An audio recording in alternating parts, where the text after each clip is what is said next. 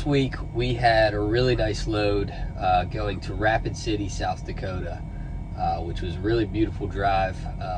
It's kind of on the western side of South Dakota, so I drove all the way across the state, and it was just a really scenic, really nice drive. So as we made our way back east from that point, we grabbed a couple of loads, and then we ended up taking a load from Indianapolis, Indiana, to Columbus, Ohio. So at this particular shipper, we pick up preloaded trailers. So basically I take an empty trailer, drop that empty trailer, and then I pick up a trailer that has been preloaded before I arrive by the shipper. And I just hook up and secure, and then I can roll down the road. The nice thing about this place is they tarp for us. So when I drop my empty trailer, I leave tarps, straps, bungees, things that they're going to need to preload the next trailer for another driver. So when I pick up a new load, the first thing that I'm going to be thinking about is how I want to secure this, and start to get a little bit of a game plan about how I'm going to get everything strapped down. So this is a pretty straightforward load. It's pallets of cardboard boxes, and it's actually drywall finishing material, so it's like joint compound or mud. One rule of thumb that I can think about when I'm strapping a load like this is if the items of cargo are less than 5 feet long, they only need one strap, as long as they are prevented from forward motion. Now, since these are standard size pallets, they are less than 5 feet long, so each row of pallets is going to get one strap, but at the front pallet, I need to have something that prevents that forward motion. So I'm going to use an X pattern in the straps. So that's going to prevent forward motion for the front pallet. Then the second pallet is going to be blocked from forward motion by the first pallet, and third and fourth and so on from there. So the majority of this load is 2 pallets wide. So it's the width of the trailer, but there is one spot where it is a single pallet. And this kind of creates a little bit of a goofy situation with the tarp. I tried to put edge protectors up on the edge of this single pallet, but just with the way the tarp was sitting and the straps were sitting, the edge protectors didn't really work so well, and I didn't think they were really necessary. I ended up just grabbing my ladder and climbing up on top and getting them down. So you can see at this point I'm going through and checking underneath the tarp to make sure that my straps are going to be positioned in the center of these pallets. So then we move to the other side of the trailer and we start running our straps through the rub rail. Our trailers have built-in winches on the driver's side of the trailer, and these winches slide back and forth, so they're movable, but you can't remove them from the trailer and move them into a spot that you need them. So before I start winching down all these straps, I make sure that I have a winch allocated to each strap, because I can't tell you how many times I have started winching down straps and then realized that I need a winch in the middle of straps that are already cinched down, and you got to take them off and move the winches down and then start back over from scratch. So we're going to throw some edge protectors up on this load. I always use my paint pole.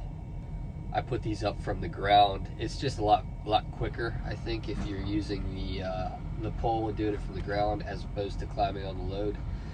And at this particular shipper, we're not allowed to get on the load anyway, so I have to use this technique or use some technique from doing it from the ground. But the paint pole is definitely a really good tool. It works really well with these plastic edge protectors because they're kind of slippery, so they slide up the strap really well. It doesn't work so well with my cardboard edge protectors that I use sometimes. They have a little bit more friction and they don't really slide up the strap, and they usually either end up falling off of the paint pole or just kind of getting bound up. So from here we'll tighten everything down. I want to be very careful with this load particularly because they are cardboard boxes, so they're pretty fragile. So if you go through and crank your straps down as hard as you can, it will completely smash these. When I'm strapping a fragile load like this, I usually just kind of grab my winch bar in the middle of the bar as opposed to the end of the bar. and then cinch it down with some pretty good pressure. That way I know I'm not overdoing anything. From here, I headed almost all the way to Columbus, Ohio. I got pretty close to Columbus and parked for the night at a rest area. I realized at that point that I had a bit of a mechanical issue with the trailer. So I parked, I shut my truck off, I went to the restroom, I cooked dinner, I walked around a little bit. And when I came back into the truck, I noticed that my air pressure was extremely low. So I knew there had to be a leak somewhere in the system. So I got out there, checked my tanks, checked my glad hands. Sometimes if the glad hands get dirty, or if the seals on the inside start to dry rot or get cracks in them, they can leak. So that's the first thing I checked, and they were all good. Then from there, I had to get underneath the trailer and basically just follow those air lines all the way back through the trailer and figure out where this leak was coming from. So I narrowed it down to the airbag on the rear axle. I could feel that there was air coming out of somewhere in that vicinity, but I wasn't 100% sure exactly where it was coming from. So I got some window cleaner and sprayed it all over the airbag. Realized that it was the bottom of the airbag itself that was leaking, which is not a great thing, because if it's an airline or a fitting or something of that nature that's leaking, that can be a pretty quick and easy fix. If the whole airbag needs replaced, that's obviously a little bit more involved. So I got in touch with my maintenance department. Since I was really close to my delivery point, I went ahead and delivered in the morning, and then I headed over to get that fixed. I got to a place that was gonna finally fix the trailer, but when I got there, I was empty. So at that point, they couldn't find a leak in the trailer, and they obviously can't fix a leak if they can't find it. The reason for that is our trailers have regulators on them that send air to the airbags in a proportionate ratio to how much weight is on the trailer. And what I mean is, the more weight you put on the trailer, the more air will be sent to those airbags, and that's what levels the load out.